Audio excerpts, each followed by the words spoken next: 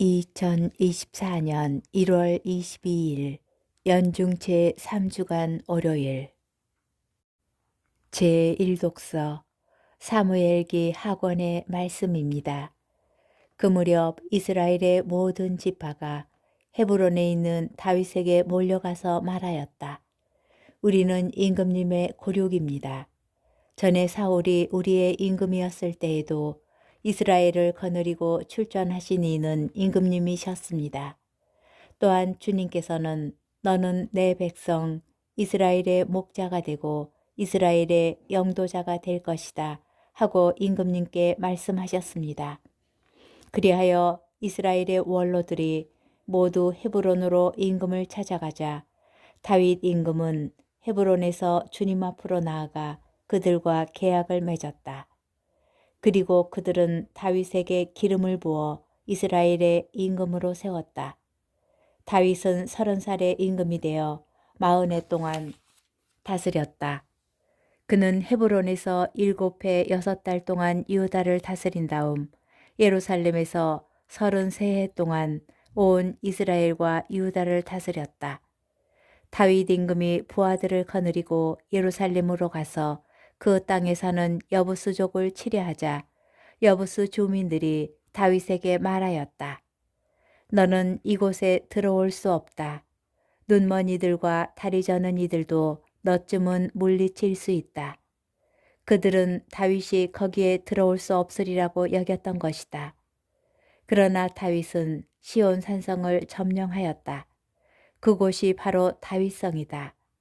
다윗은 세력이 점점 커졌다. 주 만군의 하느님께서 그와 함께 계셨기 때문이다. 주님의 말씀입니다. 복음, 마르코 복음 3장 22절에서 30절의 말씀입니다. 그때에 예루살렘에서 내려온 율법학자들이 예수는 베엘제불이 들렸다 고도하고 예수는 마귀 우두머리의 힘을 빌려 마귀들을 쫓아낸다고도 하였다.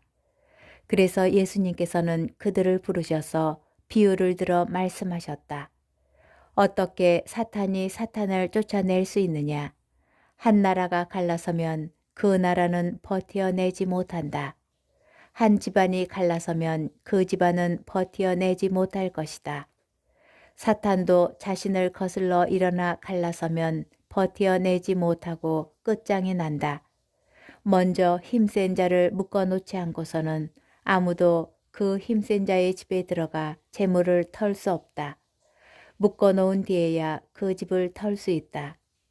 내가 진실로 너희에게 말한다. 사람들이 짓는 모든 죄와 그들이 신성을 모독하는 어떠한 말도 용서받을 것이다. 그러나 성령을 모독하는 자는 영원히 용서를 받지 못하고 영원한 죄에 매이게 된다. 이 말씀을 하신 것은 사람들이 예수는 더러운 영이 들렸다 하고 말하였기 때문이다. 주님의 말씀입니다. 오늘의 묵상. 예수는 베엘제불이 들렸다. 베엘제불이라는 말은 파리들의 주님 또는 쓰레기의 주님이라는 뜻입니다. 악의 실체는 더러움입니다. 더러움을 주님으로 모시게 만드는 것, 이것이 마귀 우두머리의 힘이 거두는 열매들입니다. 예수님께서 하신 일은 결코 영혼을 더럽거나 추악하게 만드는 일이 아니었습니다. 인간을 악의 지배에서 해방시키시어 다시 하느님을 바라보게 하여 주시는 일이었습니다. 그런데 왜 율법학자들은 예수님에 대해서 이해할 수 없는 말을 하였을까요? 마르코 복음서는 그 이유에 대하여 침묵합니다. 그러나 오늘 복음은 한 가지 실마리를 줍니다. 예루살렘에서 내려온 율법학자들, 마르코 복음서에 따르면 오늘 복음 장면이 있을 때까지 예수님의 활동 무대는 갈릴레아였습니다. 예루살렘에서 내려온 율법학자들은 예수님을 만나기 전까지 그분에 대한 여러 평가를 들었을 것입니다. 그러나 예수님께서 어떤 분이신지 직접 겪어본 적은 없었습니다.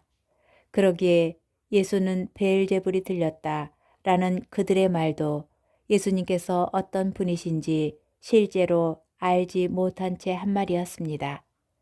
직접 겪어보지도 않고 주변 사람들이 하는 말만 듣고 더 나쁘게 평가하는 마음이 율법학자들의 생각을 지배하였습니다. 우리도 이따금 이와 같은 유혹을 받습니다. 내가 잘 모르는 사람에 대해서 누군가가 험담하기 시작하면 그 사람을 겪어보지도 않고 더 나쁘게 말하고 싶어집니다. 더욱이 험담하는 자리가 교회의 봉사자들을 향한 자리라면 어쩌면 오늘 복음에 등장하는 율법학자들과 비슷한 잘못을 저지를 수도 있습니다. 왜냐하면 교회의 봉사자들을 움직이시는 분은 바로 성령이시기 때문입니다. 너희는 말할 때에 예할 것은 예하고 아니요 할 것은 아니요라고만 하여라.